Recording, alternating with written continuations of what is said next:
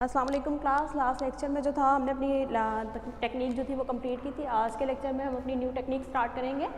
आज की जो टेक्निक हम डिस्कस करेंगे थर्मल मेथड ऑफ एनालिसिस के अंदर वो है डाइलेक्ट्रिक थर्मल एनालिसिस। हम देखेंगे कि डाइलेक्ट्रिक थर्मल एनालिसिस है क्या, बेसिक इसकी इंस्ट्रूमेंटेशन देखेंगे, किस तरह से जो है वो काम करती है, इसका वर्किंग प्रिंसिपल देखेंगे। देन जो है हम इसकी कुछ जो है वो एप्लीकेशंस डिस्कस करेंगे कि किस तरह से जो है वो DTA जो है वो हमारे लिए यूज़फुल टेक्निक है। ठीक है, तो आज का जो हमारा है वो है डाइलेक्ट्रिक थर्मल एनालिसिस टेक्निक जो हम स्टार्ट करेंगे।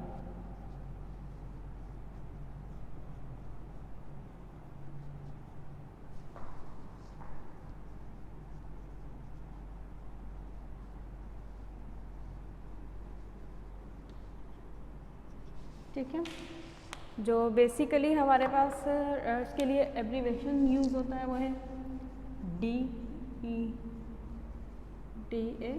क्या है, किस पर्पज़ के लिए यूज़ होती है?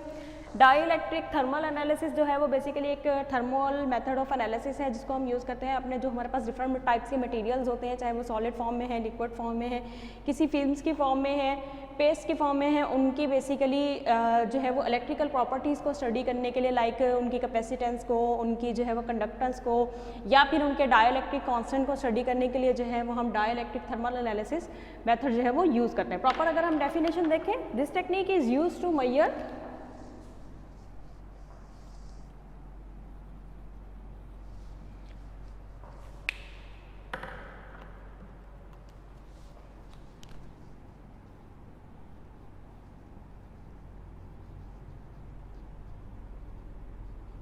used to measure dielectric constant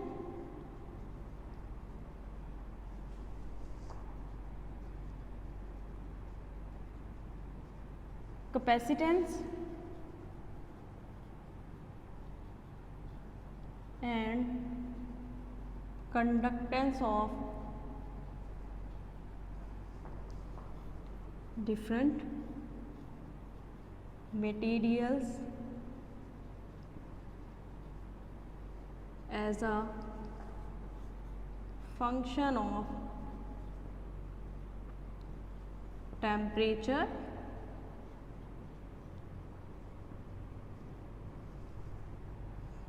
time, temperature, time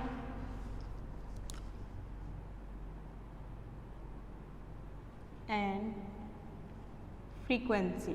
ठीक है, मीन्स क्या कि जो भी हमारे पास सैंपल है हमारा किसी भी फॉर्म में है, उस सैंपल की डाइलेक्ट्रिक कांस्टेंट फाइंड आउट करना है, कैपेसिटेंस या कंडक्टेंस को फाइंड आउट करने के लिए, चेक करने के लिए हम क्या करते हैं, dielectric thermal method of analysis जो है वो यूज़ करते हैं। मीन्स क्या कि हम टेम्परेचर वेरिएट करेंगे, देन जो है वो जो भी इलेक्ट्रिक फील्ड अप्लाई करेंगे, उसके बाद हम देखेंगे कि हमारा जो भी मटेरियल है उसकी कितनी कैपेसिटेंस है, उसकी कितनी कंडक्टेंस है, उसका डाइलेक्ट्रिक कांस्टेंट की determination as a function of time find out कर सकते हैं, as a function of temperature and as a function of frequency जो है वो हम फाइंड आउट कर सकते हैं। ठीक है, DTA बेसिकली है क्या, मटेरियल साइंस की टेक्निक है जिसके अंदर हम कहते हैं कि इलेक्ट्रिक फील्ड को हम अप्लाई करते हैं ताकि जिससे हम क्या कर सकते हैं, हमारा जो भी सैंपल है अगर उसकी प्रॉपर्टीज़ के अंदर कोई भी चेंजेस आ रहा है, उसकी प्रॉपर्टीज़ के अंदर क्या क्या पॉसिबल चेंजेस आ सकते हैं, उनको स्टडी करने के लिए हम क्या करते हैं, DTA यूज़ करते हैं। DTA involve measurement of both the capacitance and conductance of the sample as a function of time, temperature and frequency. अगर हम कैपेसिटेंस देखें क्या होता है और कंडक्टेंस देखें तो क्या है, कैपेसिटेंस का मतलब क्या है, is a measure of materials ability to store charge. Capacitance basically क्या है,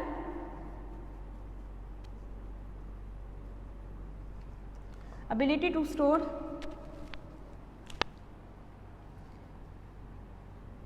is a measure of material ability to is a measure of material ability to store charge। और बेसिकली कैपेसिटेंस देख लिया हमने। कंडक्टेंस क्या है कि कोई भी मटेरियल के अंदर से जो है वो कितना चार्ज इजीली पास आउट हो सकता है, उसको हम मेजर करते हैं। ठीक है, measure of the as of the transfer of charge, measure of the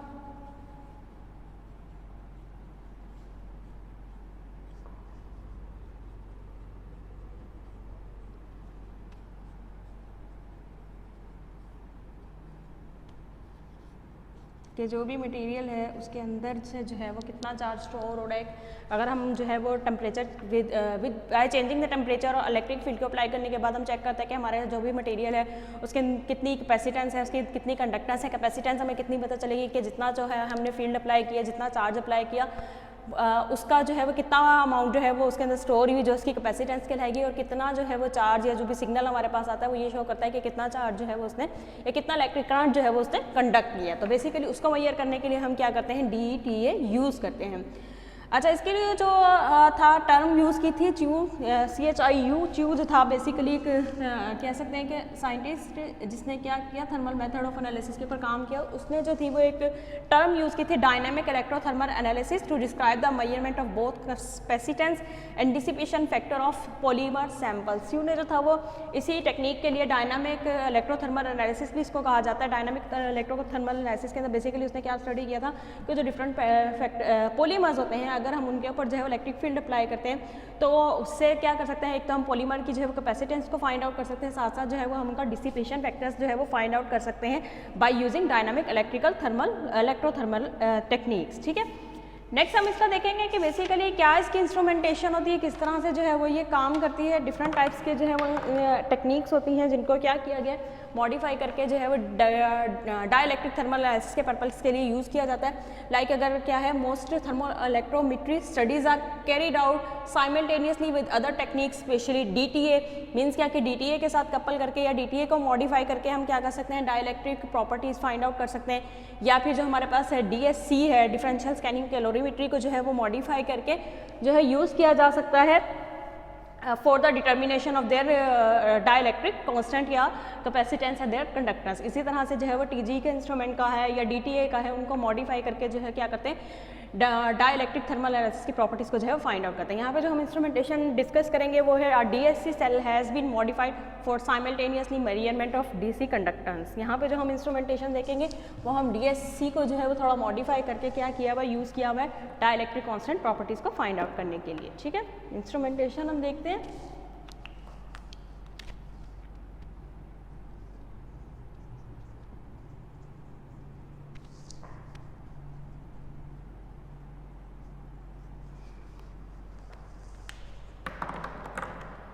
अगर मैं इसका जो है वो ड्रॉ करूं,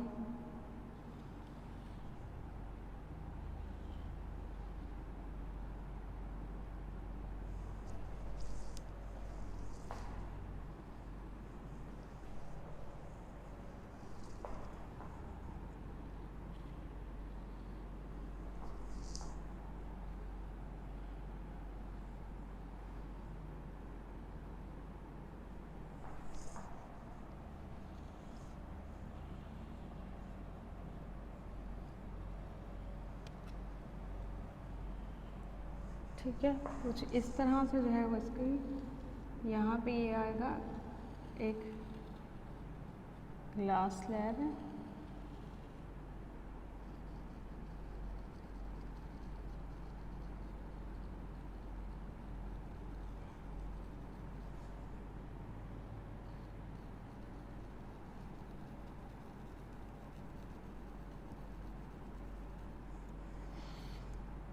यहाँ पे जो है वो एस्बेस्टॉस को प्लेस किया गया है।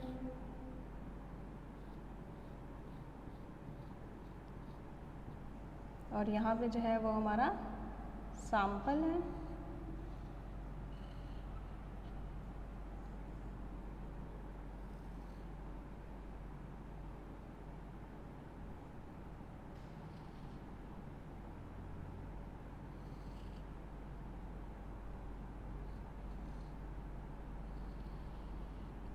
ठीक है, इस तरह से कुछ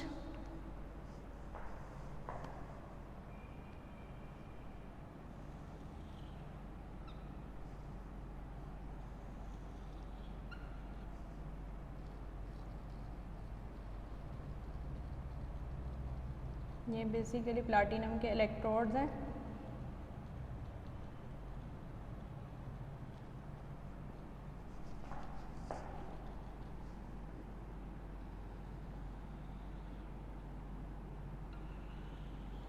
ग्लास कैपिलरीज हैं जो कि अंदर जो है वो हमारा इलेक्ट्रोड जो है वो, ठीक है, इसी तरह से हमारे सैंपल के ऊपर है।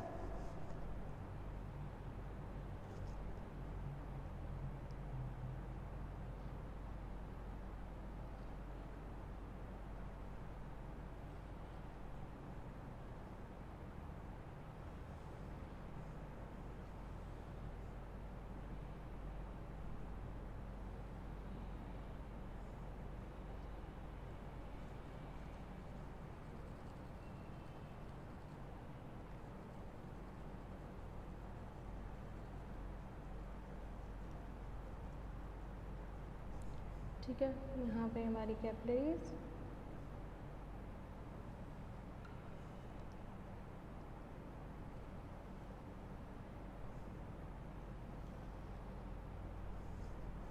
इस तरह से कुछ प्लेस की गई, ठीक है। बेसिक इंस्ट्रूमेंटेशन जिसमें मैंने क्या कहा कि आपको DSC को जो है वो थोड़ा मॉडिफाई किया हुआ है for the determination of DC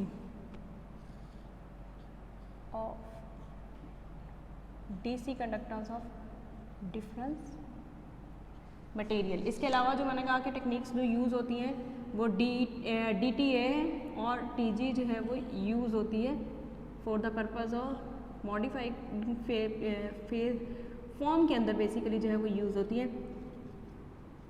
यहाँ पे हमने एक डायग्राम देख ली है, बाकी दो जो है वो आपके पास बुक में अवेलेबल होंगी, वहाँ से जो है वो आप देख सकते हैं। अगर मैं अब लेबल कर लूँ उसको, बेसिकली है क्या क्या, ग्लास कैपिलरी, ये दोनों जो हैं वो क्या हैं, प्लैटिनम इलेक्ट्रोड्स,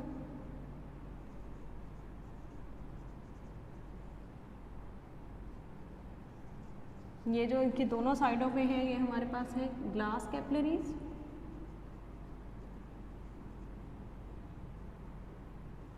ठीक है। ये हमारे है हमारे पास रेफरेंस प्लेटफॉर्म,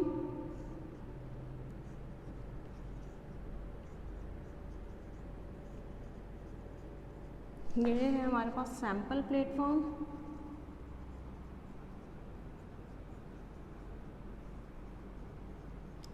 ये हमारा सैंपल है, ये हमारे पास जो है वो ग्लास की स्लाइड है और ये एस्बेस्टॉस पैड है, ये ग्लास स्लाइड है।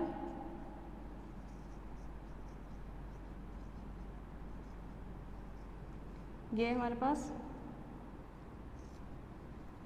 एस्बेस्टॉस पैड है जो कि एज अ रेफरेंस मटेरियल के तौर पे काम करेगा, और ये हमारे पास प्लैटिनम फॉइल है, ठीक है। ये जो यहाँ पे आपको नज़र आ रही है ये बेसिकली क्या है, हमारे पास प्लैटिनम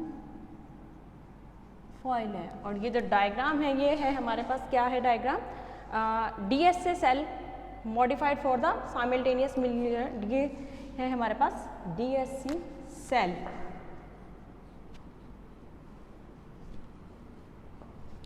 modified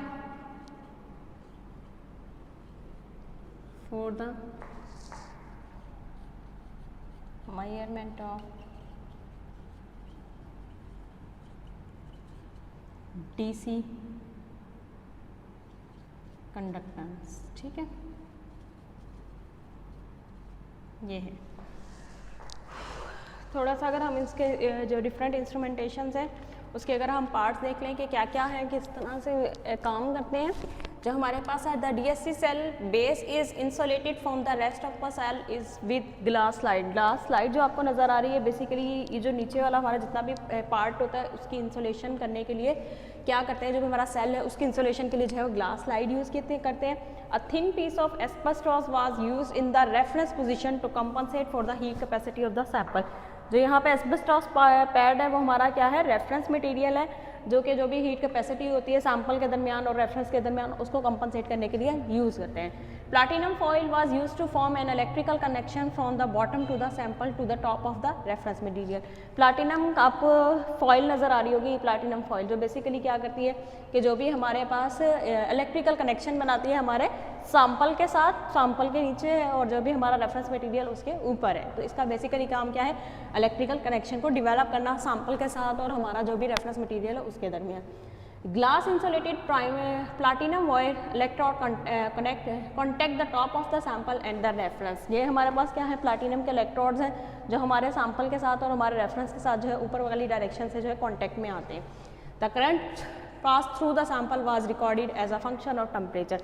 करंट जब पास आउट करेंगे, जो भी हमारे सैंपल के अंदर चेंजेस आएंगी with the passage of time या with the changes of temperature, वो क्या की जाती हैं, रिकॉर्ड की जाती हैं। और जो भी चेंजेस आ रही है सैंपल के अंदर पॉसिबल, चाहे वो कंडक्टेंस शो कर रहा है, चाहे वो कैपेसिटेंस शो कर रहा है, उसको जो है वो मेजर किया जाता है। हमारे पास रिकॉर्डेड फॉर्म के अंदर जो है वो कर्व्स आ जाते हैं जो कि ये इंडिकेट करते हैं कि हमारे पास जो भी सैंपल है उसकी कैपेसिटेंस कितनी है या फिर उसकी कंडक्टेंस किस तरह की है या कैसी है।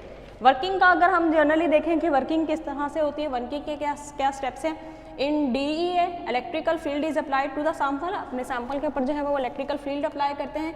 Capacitance and conduction of the material are taken as a function of time, temperature and frequency, जो मैंने ऑलरेडी बता दिया। Some of the changes will be stored capacitance, जो भी चार्ज स्टोर होगा वो क्या कहलाएगा, capacitance of the electrical charge will be dissipated through the sample. और जितना चार्ज जो है वो हमारे सैंपल के अंदर से डिसिपेट होगा, क्योंकि हमने क्या कहा कि हमारे पास साथ में रिकॉर्डर अटैच हो जाता है जिसके पास जो हमारे पास कर्व की फॉर्म में जो है हमें इंडिकेट कर रहा होता है कि हमारे पास जो भी सैंपल है उसके अंदर क्या पॉसिबल चेंजेस आ रही है। और वो पॉसिबल चेंजेस जो है वो क्या इंडिकेट कर रही हैं कि आइदर जो है वो कोई कैपेसिटेंस से शो कर रहा है या कंडक्टेंस शो कर रहा है, या फिर कोई डाइलेक्ट्रिक कांस्टेंट के अंदर जो है वो कोई भी डाइलेक्ट्रिक कांस्टेंट के फॉर्म में जो है वो रिकॉर्ड हो रही है। Relaxation properties of the material sample which determine the sample state of capacitance and, जो भी मैंने कहा कि प्रॉपर्टीज के अंदर पॉसिबल चेंजेस आती हैं वो ये इंडिकेट करती हैं कि कैपेसिटेंस है या फिर कंडक्टेंस शो कर रहा है। अच्छा, इसके अलावा जो हम सैंपल यहाँ पे यूज़ करते हैं वो हमारे पास सैंपल क्या हो सकता है, सैंपल यूज में भी लिक्विड, पाउडर और सॉलिड फॉर्म में भी हो सकता है, लिक्विड फॉर्म में भी हो सकता है, या फिर पाउडर फॉर्म के अंदर भी हम जो है वो अपना सैंपल यूज़ कर सकते हैं। 500 milligram of sample is required. जो मेजरली जो है वो सैंपल यूज़ होता है वो बेसिकली 500 मिलीग्राम ऑफ सैंपल जो है वो यूज़ होता है। बेसिक प्रॉपर्टीज़ जो कि हमने कहा कि हम स्टडी करते हैं डाइलेक्ट्रिक एनालिसिस के अंदर, वो एक तो परमिटिविटी है जिसको हम क्या कहते हैं, डाइलेक्ट्रिक कांस्टेंट भी कहते हैं, मेजर द अलाइनमेंट ऑफ पोल। जो 4 मेजर प्रॉपर्टीज स्टडी की जाती हैं बेसिकली कौन कौन सी हैं, permittivity, major properties that are studies,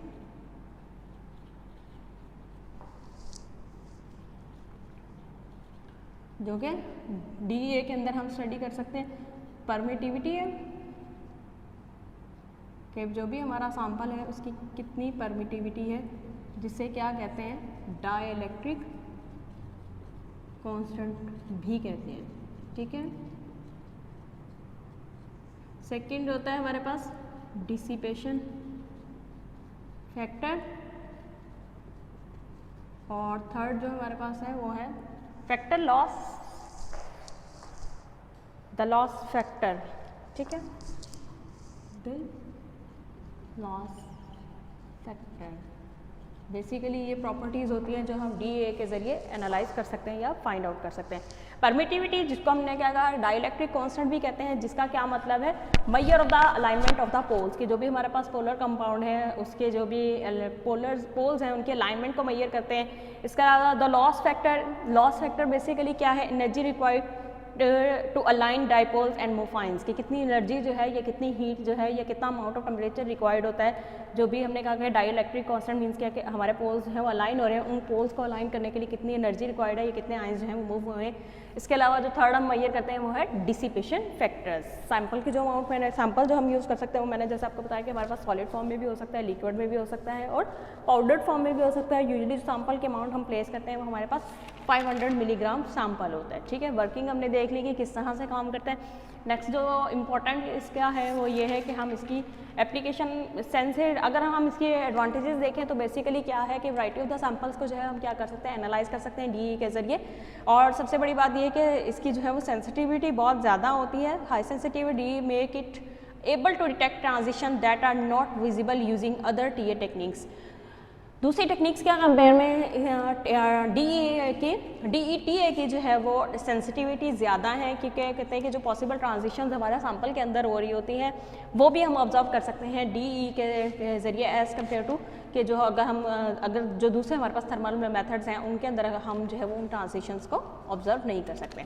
next हम इसकी इंपॉर्टेंट एप्लीकेशंस देखेंगे कि कहाँ कहाँ पे जो है वो DEA यूज़ होती है और किस टाइप की प्रॉपर्टीज़ जो है वो हम क्या कर सकते हैं, किस तरह से हम स्टडी करते हैं और जो हमारे पास कर्व्स आते हैं वो हमारे पास कर्व्स किस तरह के और कौन कौन से कर्व्स आएंगे। ठीक है, एप्लीकेशंस के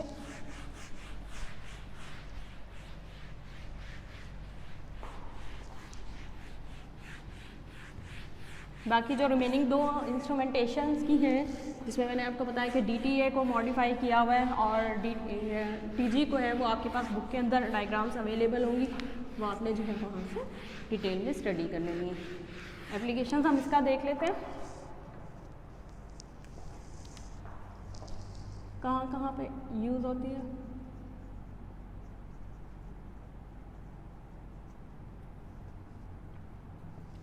फर्स्ट हमारे पास आप क्या आती है, use to investigate the curing behaviour of thermosettings, resin systems, adhesives, paints, composite material. Use to investigate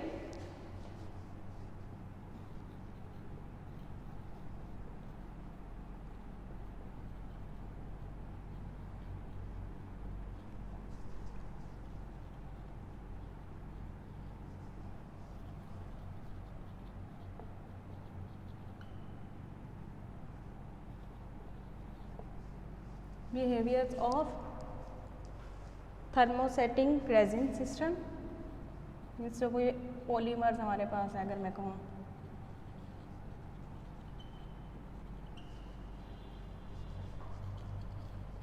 system, resin, adhesives, paints, composite material. Adhesives, paints and composite material जितने भी होते हैं उनको स्टडी करने के लिए हम जो DETA यूज़ करते हैं। सेकंड जो हमारे पास एप्लीकेशंस अगर आती हैं, dielectric thermal analysis can be use to characterize polar materials including different जो पोलर मटेरियल्स होते हैं उनकी कैरेक्टराइजेशंस के लिए यूज़ होते हैं। पोलर मटेरियल्स कैरेक्टराइजेशन जिसके अंदर जो है वो स्पेशली अगर मैं कहूँ तो पॉलीमर इंक्लूडिंग जिनकी यूज़ बेसिकली होती है वो है डिफरेंट टाइप्स के पॉलीमर्स है, like PVC, polyvinyl chloride. Second जो है वो है PVDF, polyvinylidene, PVDF, polyvinylidene fluoride. PMMA, polymethyl acrylate, polymethyl methacrylate. और last one is that polyvinyl acetate. Basically इनकी जो है वो पोलर कैरेक्टरिस्टिक्स को स्टडी करने के लिए भी जो है वो DETA यूज़ किया जाता है। इसके बाद है use to detect the dielectric constant and polarizability of polymers. जो डिफरेंट पॉलीमर्स होते हैं उनका डाइलेक्ट्रिक कांस्टेंट और पोलराइजेबिलिटी को जो है वो फाइंड आउट करने के लिए यूज़ होते हैं। Use to detect dielectric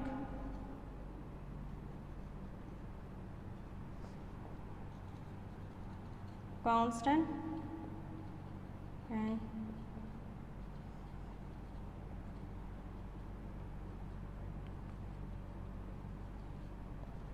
of polymers।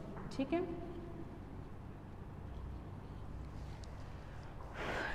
useful to study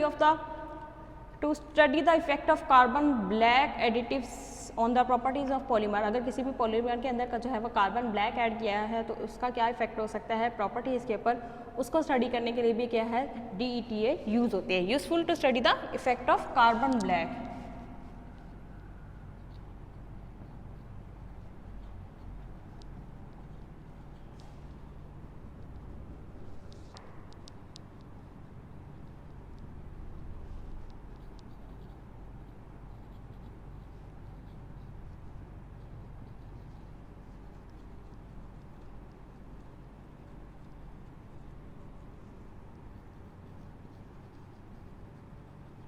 ठीक है, पॉलीमर्स के अंदर जो है वो क्या रहा है। इसके अलावा यहाँ पे हम कुछ कर्व्स भी देखते हैं एप्लीकेशंस के लिहाज से। A curve of PVC is shown with a glass transition and region of dehydrochlorination mark. यहाँ पे जो है वो बेसिकली क्या किया गया, DETA कर्व यूज़ किया शो किया गया है, जो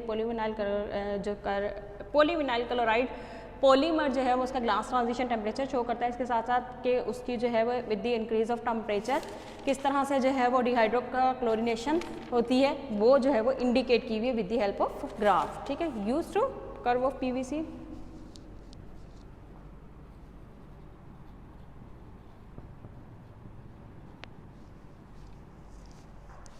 अगर मैं इसका कर्व ड्रा करूँ तो हमारे पास कुछ इस तरह से आता है। बेसिकली हम क्या कर सकते हैं कि जो हमारे पास डिफरेंट पॉलीमर्स होते हैं उनका हम क्या फाइंड आउट करने के लिए उनका ट्रांजिशन टेम्परेचर या फिर जो भी हमने कहा था कि पॉसिबल अगर चेंजेस होती हैं तो उनको स्टडी करने के लिए क्या करते हैं,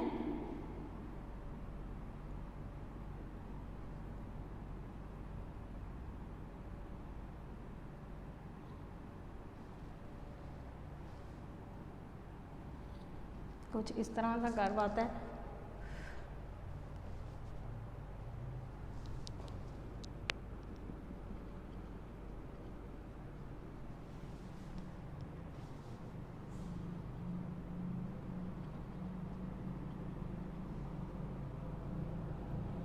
ठीक है, कुछ इस तरह से हमारे पास कर्व आता है। इसका 10⁻1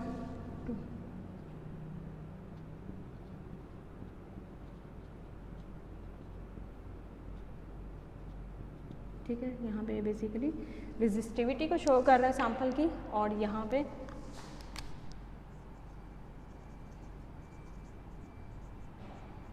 वर्सेस टेम्परेचर है हमारे पास डिग्री सेल्सियस है। यहाँ पे डिक्लोरिनेशन ऑफ पॉलीविनाइल क्लोराइड का शो कर रहा है। और यहाँ पे जो ये बेसिकली थोड़ा सा हमारे पास पीक आती है, ये हमारे पास क्या है, TG ग्लास ट्रांजिशन, जहाँ पे हम कहते हैं कि कोई भी हीट टेम्परेचर जस्ट जहाँ पे वो ये इंडिकेट करता है कि हीट एब्जॉर्ब हुई है या डिजॉर्ब हुई है, जिसकी वजह से जो है वो क्या होती है, पॉसिबल चेंजेस आती हैं सैंपल के अंदर। इसके अलावा क्या है, DETA के मजीद फर्दर अगर एप्लीकेशन देखें, the power of DETA in separation multiple transition for polymethyl methacrylate, a series of curve of loss factor against temperature at different frequencies shows। Basically यहाँ पे क्या है, पॉलीमिथाइल मैथक्राइलेट का जो है वो लॉस फैक्टर जो है वो शो किया हुआ है या मेजर किया हुआ है DETA के ज़रिए।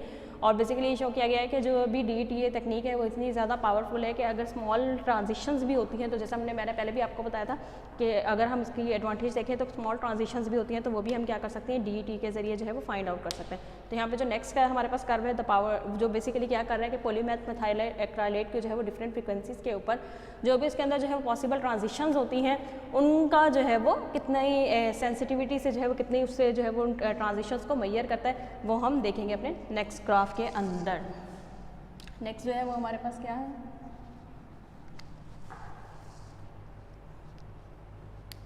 Multiple transition for polymethyl acrylate, multiple transitions for polymethyl methacrylate at different frequencies।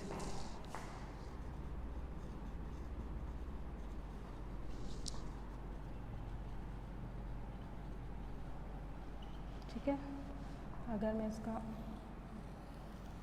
Graph show करूँ,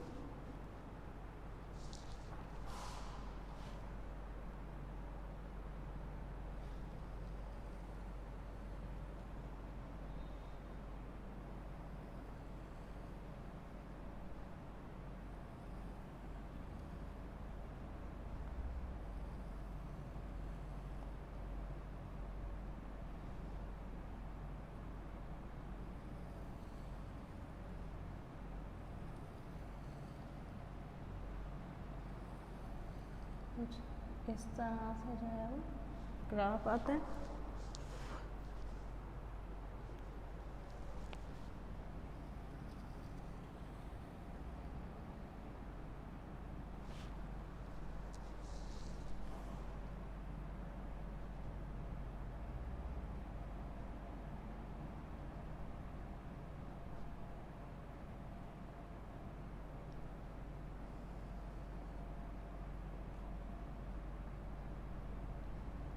ठीक है। सेकेंड अगर मैं दिखाऊं तो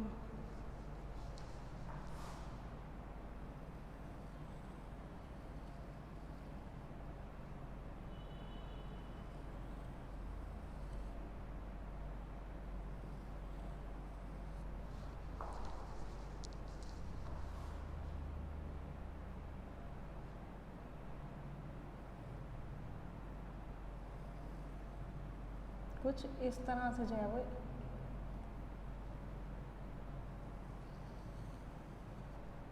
वो बेसिकली ग्राफ आता है जो कि बेसिकली क्या इंडिकेट कर रहा है कि स्मॉल जो ट्रांजिशंस हो रही हैं with the change in temperature या with the change in frequency, वो भी जो है वो हम क्या कर सकते हैं DTA के ज़रिए मैयर कर सकते हैं। माइनस टेम्परेचर, अगर यहाँ पे हमारे पास टेम्परेचर है -100 0 डिग्री सेल्सियस 0 50 100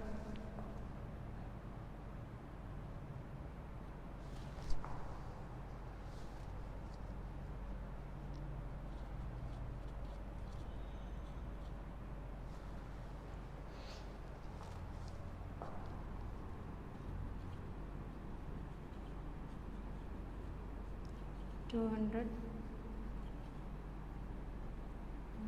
250, ठीक है। और इस साइड पे हमारे पास क्या है बेसिकली लॉस फैक्टर, जो हमने क्या कहा कि जैसे जैसे फ्रिक्वेंसीज चेंज हो रही है वो ये इंडिकेट कर रहा है कि लॉस फैक्टर कितना है। और लॉस फैक्टर हमने क्या कहा था कि एनर्जी जो भी रिक्वायर्ड होती है वो है -0.1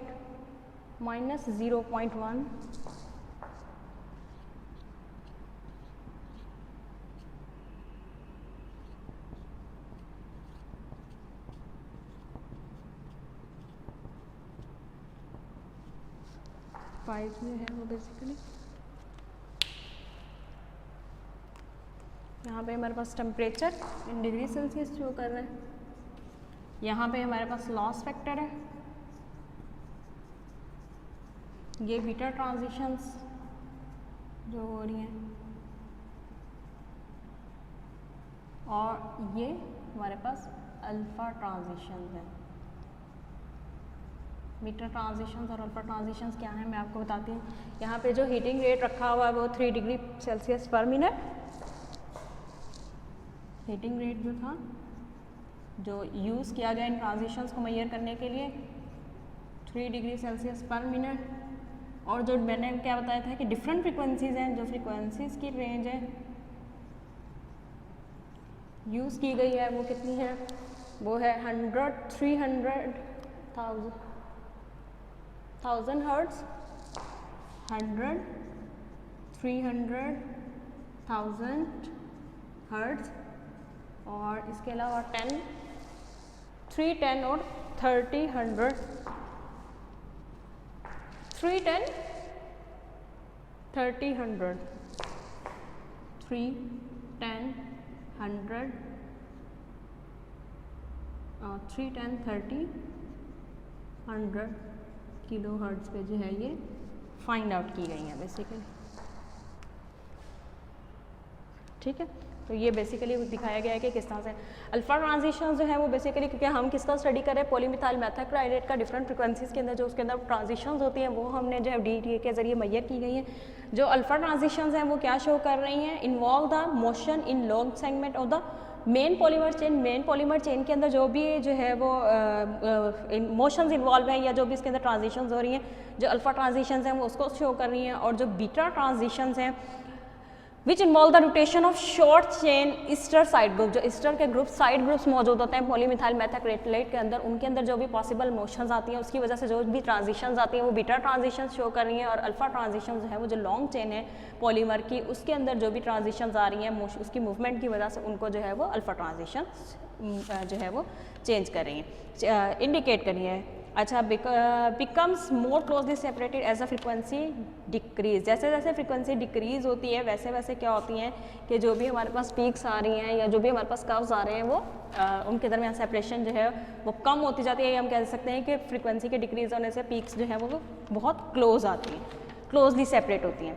नेक्स्ट जो अगर हम कर्व देखें, एक और हमारे पास कर्व है वो है for various polymer, the more polar polymers such as PVDF and PVF show characteristics dielectric loss peak that distinguishable from the featureless and low loss curve of the polymer. Basically different जो polymers हैं उनके dielectric constants को जो है वो find out किया गया और उनकी जो पॉसिबल पीक्स आती हैं वो जो है वो इंडिकेट की गई हैं। ठीक है, जितना ज़्यादा पोलर पॉलीमर होगा उतनी ही ज़्यादा जो है हमारे पास पीक्स जो है वो रिप्रेजेंटेटिव या हम ये कह सकते हैं कि क्लियर पीक जो है वो ऑब्जर्व होती है। और जो हम देखें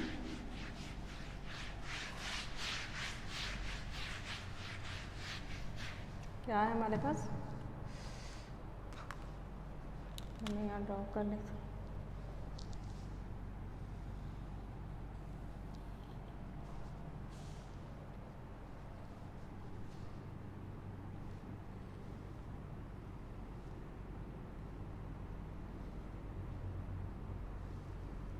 ठीक है, एक हमारे पास ये पॉलीमर है, सेकंड पॉलीमर हमारे पास है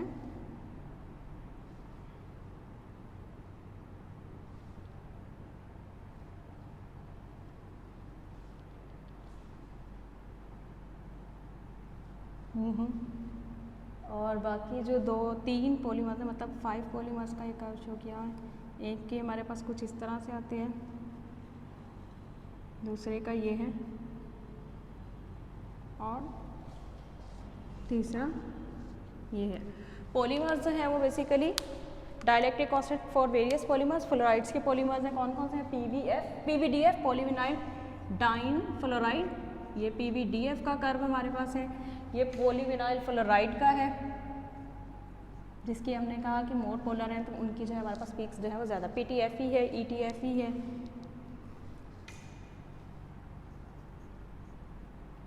जैसे बेसिकली हमने क्या कहा था कि डिफरेंट जो हमारे पास पॉलीमर्स होते हैं उनकी स्टडी के लिए हम यूज़ करते हैं। ETFE बेसिकली क्या शो कर रहे हैं, ये डाइलेक्ट्रिक कांस्टेंट शो कर रहे हैं डिफरेंट पॉलीमर्स का। जितना ज़्यादा पोलर पॉलीमर उसका डाइलेक्ट्रिक कांस्टेंट की पीक उतनी ज़्यादा हमारे पास शार्प आएगी। ठीक है, अगर हम यहाँ पे देखें टेम्परेचर हमारे पास कितना है, -200, 100,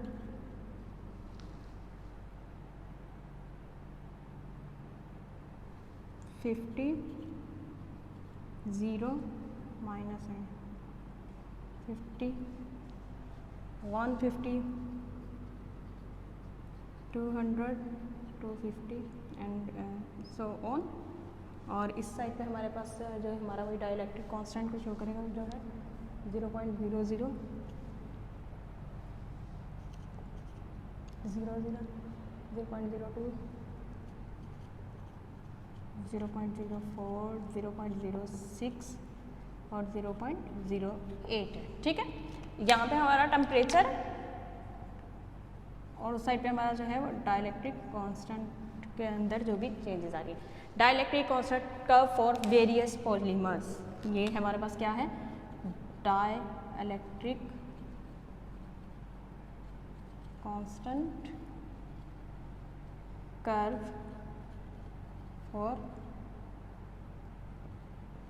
वेरियस पॉलीमर्स के जितने भी हमारे पास पॉलीमर्स हैं डिफरेंट उनके डाइलेक्ट्रिक कांस्टेंट के कर्व है।